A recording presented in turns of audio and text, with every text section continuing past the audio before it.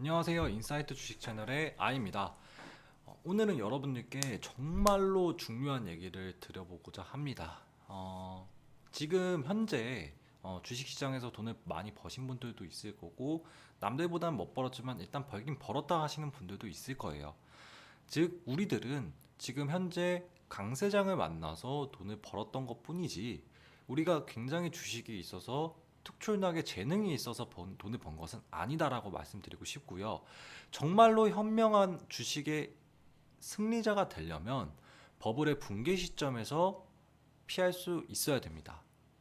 즉 우리들은 지금 이 버블의 붕괴 시점을 잘못 오해하고 있습니다. 그래서 제목을 제가 과열 단계에서 버블 단계로의 진입이 다가온다. 그리고 버블의 붕괴 시점은 이라고 얘기를 드린 겁니다.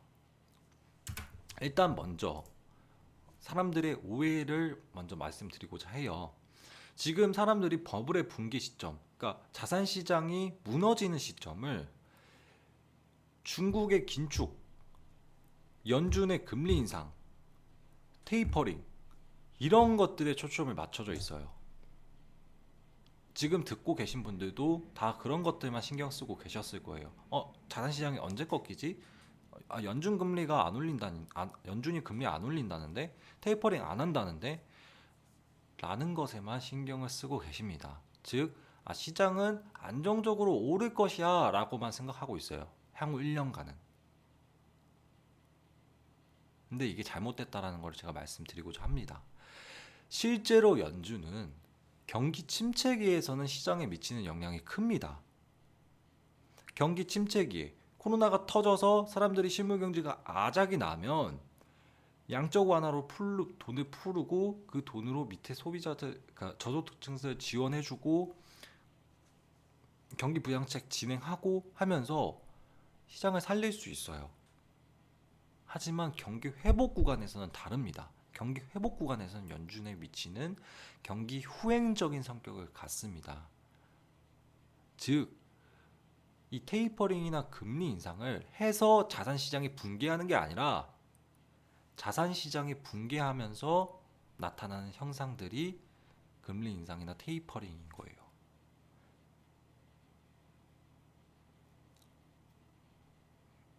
이걸 꼭 좀 알아주셔야 됩니다. 오늘 얘기에서 제일 중요한 얘기예요, 이게. 그럼 차츰차츰 제가 구체적으로 좀 설명해 드릴게요. 그 다음에 두 번째 오해는 대규모 부양책, 미국의 대규모 부양책이 나타나니까 달러가 약세가 될 것이라고 생각하는 사람들 많을 거예요. 근데 달러가 약세가 될 거라고 생각하는 거를 양적인 측면에서만 보아서는 안 됩니다. 환율은 양적으로만 이루어지는 게 아니에요. 여러분들 주식시장도 마찬가지잖아요. 어떠한 기업이 위기가 찾아와서 유상증자를 했어요. 유상증자를 해서 주식의 발행수, 주식의 총수는 늘어나서 일시적으로 주가는 떨어질 수 있지만 실제로 그 기업이 유상증자를 통해 얻은 돈으로서 무언가 성과를 낸다면 주가는 오르게 됩니다. 이와 마찬가지로 달러를 어떻게 이렇게 많이 풀어서 위기가 찾아와서 코로나라는 위기가 찾아와서 달러를 많이 풀어서 주가는 그러니까 달러는 일시적으로 약세가 됐지만 현 시점에서 봤을 때 대규모 부양책을 통해서 성공적으로 이게 이루어진다면 달러는 오히려 강세가 될 수 있다는 거죠. 그래서 지금 현재 미국 대규모 부양책을 보고 달러 환율 약세를 보고 투자하신 분들은 꽤 손해가 클 겁니다. 이와 마찬가지예요. 모든 부분들이 지금 시장에서 나오는 정보들이 잘못된 부분들이 많아요. 여러분들이 오해할 수밖에 없어요. 디테일하게 봐야 돼요. 정말 더 디테일하게 봐야 돼요. 근본적인 것들을 봐야 되고 디테일하게 더 시장을 분석할 줄 알아야 돼요. 코로나 회복 이후 세 번째로는 저도 굉장히 공감하는 말이었어요. 이거는 코로나 회복 이후 일상생활로 돌아가면서 보복 소비를 통해 돈의 유통 속도가 급격하게 빨라져 인플레이션을 유발할 것이다라고 얘기하는 분들이 있습니다. 맞는 말입니다. 근데 시기적으로 틀렸어요. 이렇게만 본다면 인플레이션이 발생하겠네.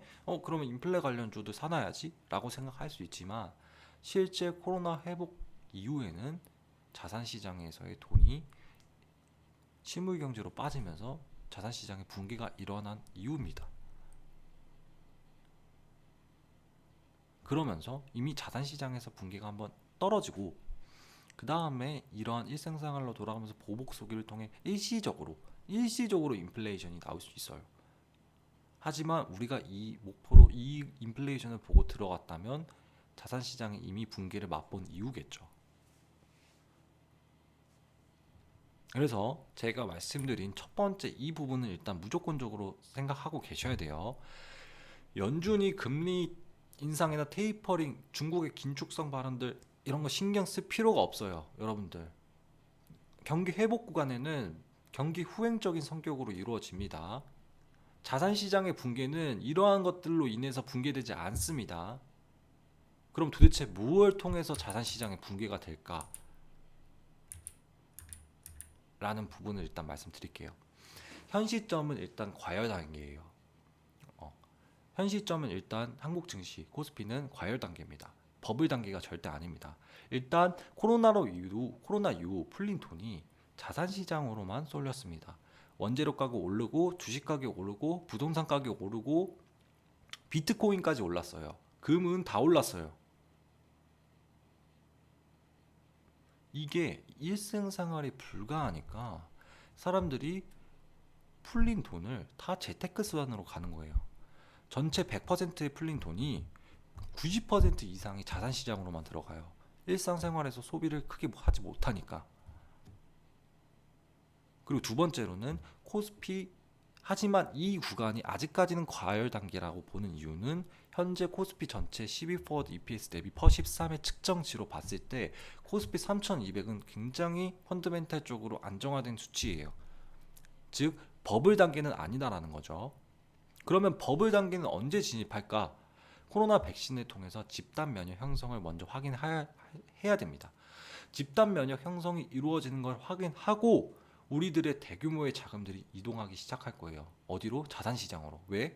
아직까지 일상생활이 불가하니까. 일상생활에 아직까지 불가한데 집단 면역 형성을 통해서 코로나가 끝날 것을 우리가 확신하게 되니까. 그러면서 다시 한번 자산시장에 돈이 한번 크게 쏠리면서 버블 단계로의 진입이 이루어질 겁니다. 시기적으로는 전 3월달로 보고 있어요. 그런 부분들이 대규모의 자금들이 들어오기 시작하면서 버블 단계로 진입할 것이고, 이 버블 단계가 붕괴되는 시점은 실제 우리의 일생생활이 가능해지는 순간, 즉 일상생활로 점점 어느 나라 일상생활 되고 여행도 다니고 하는 순간부터는 자산시장이 붕괴될 것이다 라는 거죠. 왜? 지금까지 계속해서 풀린 돈이 자산시장에만 쏠려 있었기 때문에 이 자산시장에 쏠린 돈들은 일상생활이 가능해지면서 실물경제시장으로 빠지게 됩니다. 우리가 주목해야 될 거는 자산시장의 붕괴에 우리가 주목해야 될 점은 연준의 금리 인상이나 테이퍼링이나 중국의 긴축성 발언이 아니라 본질적인 돈의 이동을 봐야 된다는 거죠.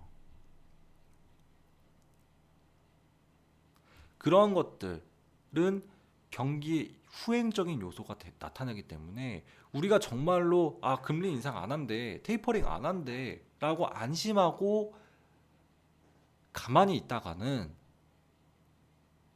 번 돈 다 날려요. 정말로 여러분들. 그걸 주목할 게 아니라 본질적으로 돈의 이동을 주목해야 되는데 지금 여러분들은 연준의 중국의 긴축선 발언, 연준의 금리 인상 테이퍼링에만 집중하고 계세요. 그걸 집중하고 계시다가 못 피합니다. 이해하셨을 거라고 생각하고요. 우리 구독자분들은 이거를 꼭 계속해서 생각하고 계세요.